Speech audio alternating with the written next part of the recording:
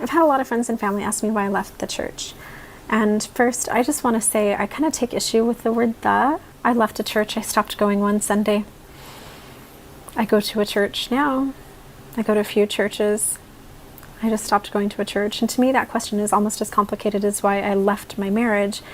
Well, yeah, one day I caught Jason cheating, snapped my fingers, said, "Get out of my bed, go sleep on the couch," and filed for divorce. But, you know, there were 24 years of onion peel layers underneath that.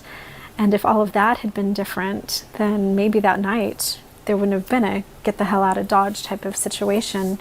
It was the years of falling out of love, the years of his pin drop was over there and my pin drop was over here, and we are different people, and you're not resonating anywhere near the same frequency that I am, and you want to go out and play on your speedboat and country dance with whores, and I want to feed the homeless and build a business. So it's complicated, and my leaving a church one day is also complicated.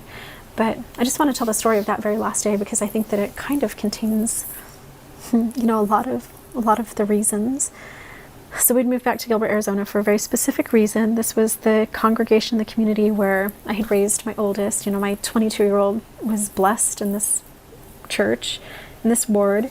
And so I've been through so much with my tumor and my near-death experience and the abuse and the betrayal and losing my house and all this stuff. Like, I just kind of needed healing. So that is why we moved here, to kind of reroute and reconnect and heal. And that is why, in particular, this one Sunday in October, I went to the Mormon church. Why I got dressed all fancy, put on my high heels and a skirt, because Jesus only wants women in skirts, right? Why I set the tone that morning with some Sunday music and waffles, and why I wasn't out on the lake or something instead. Because I had an open heart and I was looking for fellowship and love and light and a little bit of inspiration. That's why I go to church, for that warm, fuzzy feeling.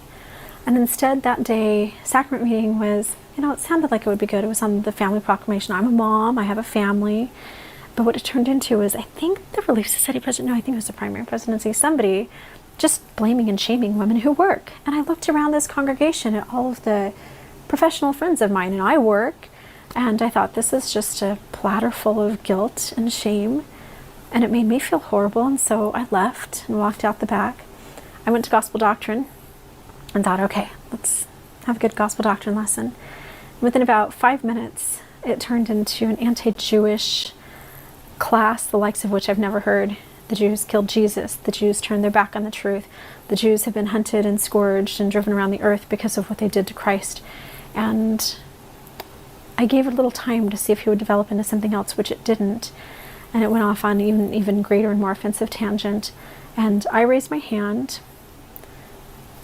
not to argue, not to cross-reference, not to shed any great big light on anything, but just simply to say, I don't want anyone to think that, I'm so shy too, but I don't want anyone to think that I'm going out to get a drink out of the drinking fountain or use the restroom. I want you to know that I'm walking out of this class because of what's being said, and I'm offended, and I'm not going to sit and listen to this or be part of a community that teaches this. And so I walked out in the hallway. I don't know if I'm a glutton for punishment, but I went to Relief Society. 10 minutes later, so this cute little blonde newlywed girl was teaching the lesson that day, and it sounded cute in the beginning. She was talking about, I think, her sister-in-law, who had attended church with them for mission farewell or something a couple weeks before, and how the sister-in-law had come to church in pants, oh my God, and how that she had like a Dutch Bros in one hand and a bad attitude, and how embarrassed she was.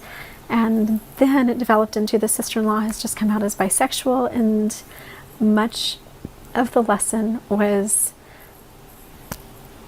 how bad homosexuality is. So I listened for a bit, and again raised my hand and said, this is so offensive and lacks love and compassion, and there's nothing good being taught here. And I left and took my kids out of primary and walked out the door.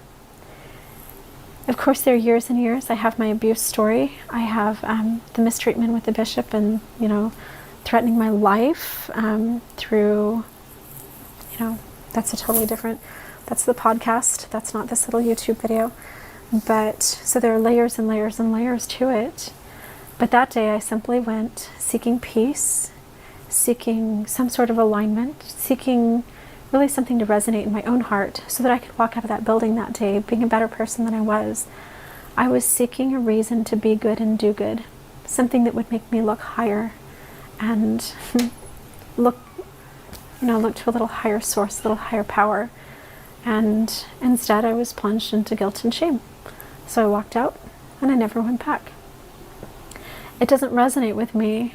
And yes, there are the broader things, just with my marriage, all the things that I discovered and the lies and all of that plays a factor. But that day, I simply could no longer deny the discord, the dissonance, and the lack of harmoniousness that I felt. It just simply, it wasn't for me. So I walked out seeking that which is. And I'm sorry. And if it's for somebody else, if it's, my mom and my cousins and my uncle and everybody that it's for, well, if that resonates with you, then let it resonate with you. But this little heart of mine can't take it. It's just not for me. Some people like vanilla, some people like chocolate, some people don't. And that's okay. So I didn't leave the church.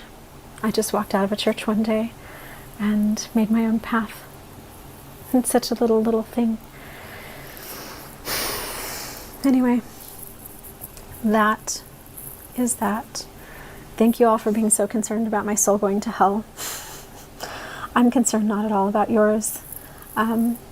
This afternoon I'm concerned about how I can help the little teenagers that are over here for slumber party. Some of them don't have parents and are going through a lot of stuff.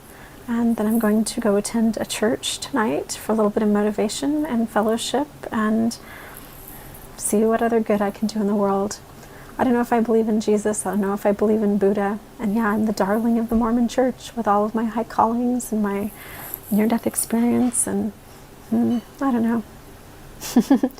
It's just not for me. I don't know if any of that works. I believe in good because good works.